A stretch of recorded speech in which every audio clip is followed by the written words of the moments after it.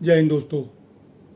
कल जैसा कि आपको पता होगा, हैदराबाद में आईपीएल की एक टीम मीटिंग हुई थी और जिसमें बीसीसीआई के सारे अधिकारी थे। उनके ही साथ में जो फ्रेंचाइजी हैं 10, उनके जो भी आप कह लिए मालिक थे या को ओनर थे, वो सब प्रेजेंट थे। और नेक्स्ट ईयर मेगा ऑक्शन हो या ना हो, और हो तो उसमें क्या रिटेंशन रूल हो, कैसे प्लेयर्स के लिए बिडिंग होगी, क्या होगा, सब डिसाइड हुआ। तो उसमें से जो मेन पॉइंट्स हैं वो मैं आपको बताता हूँ। सबसे पहले तो कई जो फ्रेंचाइजी ओनर्स हैं वो मेगा ऑक्शन के पक्ष में नहीं थे, और उसमें कोई ऐसी कोई नई बात नहीं है सोचने के लिए।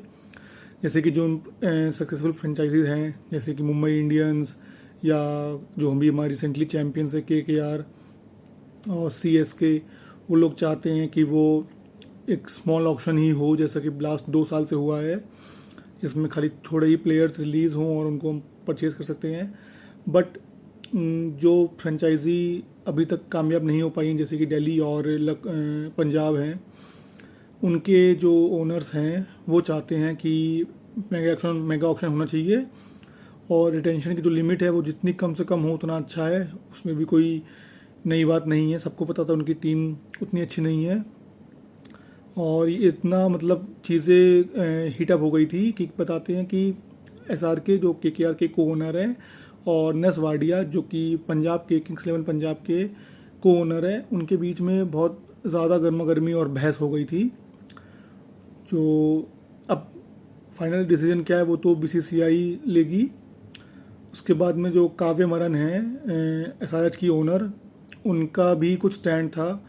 जैसे कि वो कह रही हैं कि जितनी भी रिटेंशन हो उसमें फॉरेन प्लेयर्स की कैप नहीं होनी चाहिए। जो सुनने में आ रहा था कि 5 प्लेयर्स की लिमिट होगी रिटेंशन में, जिसमें 3 इंडियन और 2 ओवरसीज़ होंगे। तो वो यही कह रही थी कि अगर 5 प्लेयर्स की टेंशन की लिमिट है और 2 प्लेयर आरटीएम में लेंगे, टोटल 7, तो उसमें कोई फॉरेन प्लेयर्स की लिमिट नहीं होनी चाहिए। जितने भी प्लेयर्स आपको रिटेन करने हैं, वो चाहे इंडियन हो, फॉरेन हो, कैप्ड हो, अनकैप्ड हो, उससे मतलब नहीं होना चाहिए। उसके बाद में बताया जा रहा है कि लास्ट ईयर मिनी ऑक्शन में आपने देखा होगा, पैट कमिंस और मिचेल स्टार्क वो कितने हाई प्राइस में गए थे। पैट कमिंस शायद 20.5 करोड़ कुछ में गए थे, और मिचेल स्टार्क 25.25 करोड़ में गए थे मेरे ख्याल से। तो जो इंडियन प्लेयर्स हैं, बड़े प्लेयर्स हैं, वो इस चीज़ से काफ़ी नाराज़ थे। उन्होंने बीसीसीआई से, जय शाह से अपनी नाराज़गी जाहिर भी की थी, और उन्होंने ये भी कहा था कि हम लोग रिटेन प्लेयर्स हैं तो हम लोग को ऑक्शन में जाने का मौका नहीं मिलता, तो इसलिए वो ऐसा चाहते हैं कि फॉरेन प्लेयर्स को ऑक्शन में, मिनी ऑक्शन में जैसे भी हो, उनकी एक कैप डिफाइंड होनी चाहिए कि कोई भी जो प्लेयर है ऑक्शन में, जो भी उसको हम परचेज़ कर रहे हैं, वो एक लिमिट से ऊपर नहीं जाना चाहिए। और जो रिटेन प्लेयर्स की सैलरी कैप थी लास्ट ईयर तक, मेरे ख्याल से शायद 16 करोड़ थी हाईएस्ट। लखनऊ ने शायद के एल राहुल को 17 करोड़ में लिया था, बट वो लखनऊ का की मर्जी थी। जो बीसीसीआई की तरफ से जो हाईएस्ट रिटेंशन प्लेयर की लिमिट थी वो 16 सीआर थी। अब वो शायद इस साल बढ़ के 19-20 करोड़ तक हो सकती है, क्योंकि जो पर्स भी था पिछले साल तक शायद 90 करोड़ के आसपास था, वो इस साल शायद 120 करोड़ हो जाएगा। अच्छा, उसके बाद में एक पॉइंट जो बहुत दिन से जो फ्रेंचाइजी भी चाहते थे, कल रखा गया है। खास तौर पे एसआरएच की जो ओनर है काव्य मरन, उन्होंने रखा है। जैसे कि आपको ध्यान होगा, कुछ प्लेयर्स आते हैं ऑक्शन में, और जब वो देखते हैं उनकी जो प्राइस है बहुत ऊपर नहीं जाती है, तो वो आईपीएल स्टार्ट होने के कुछ दिन पहले कुछ भी एक्सक्यूज़ दे के वो चले जाते हैं। जैसे कि एलेक्स हेल्स थे, जेसन रॉय ने किया है पिछले 2-3 सालों में। लास्ट ईयर यही चीज़ की थी वनिंदु हसरंगा ने हैदराबाद के लिए। उसके 22 और 23 में तो उनको अच्छा प्राइस पे लिया था, आरसीबी ने 10 करोड़ समथिंग में लिया था। पर लास्ट ईयर जब उनको आरसीबी ने छोड़ दिया और मिनी ऑक्शन में हैदराबाद ने लिया, तो उनको सिर्फ 1.5 करोड़ के आसपास लिया था। तो शायद उनकी प्राइस उनको कम लगी, जो लास्ट ईयर 10 करोड़ के आसपास थी वो 1.5 करोड़ रह गई थी। तो हसरंगा ने ठीक आईपीएल से पहले जो भी एक्सक्यूज़ दिया था, और वो खेलने नहीं आए। तो काव्य मेनन ने खास तौर पे उनका एग्जांपल देते हुए ये बोला है कि जो प्लेयर ऑक्शन में बिके, चाहे जिस प्राइस में बिके, अगर वो इंजर्ड नहीं है, उसके अलावा कोई भी एक्सक्यूज़ दे तो उनको आप बैन कर दीजिए, कुछ साल के लिए करिए, लाइफ टाइम के लिए करिए, वो आपकी मर्ज़ी, पर उनको एक सबक सिखाना चाहिए।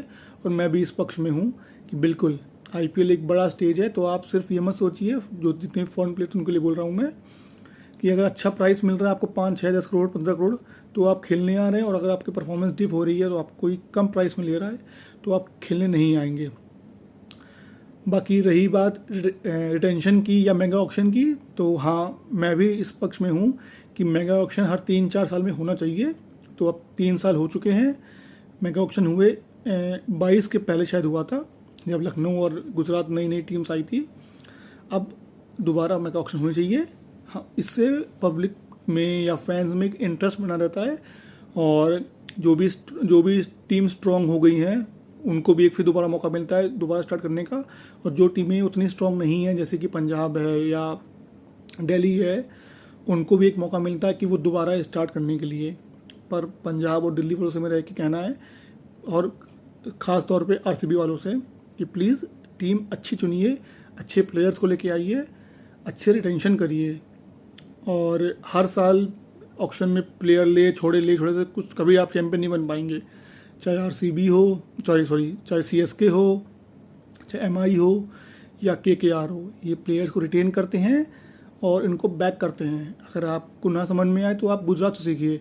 गुजरात को आए हुए सिर्फ 3 साल हुए हैं और वो 2 फाइनल खेल चुके हैं और एक बार चैंपियन बन चुके हैं। क्यों? क्योंकि वो छोटे प्लेयर्स लाते हैं, वो स्टार्स के पीछे नहीं भागते। वो उनके में 2-3 स्टार्स होंगे, बाकी सब उनके में यंगस्टर्स हैं या अननोन प्लेयर्स हैं, उनको बैक करते हैं और उनको फिर अच्छे से बैक करते हैं कि वो उनको जिताएं टीम्स।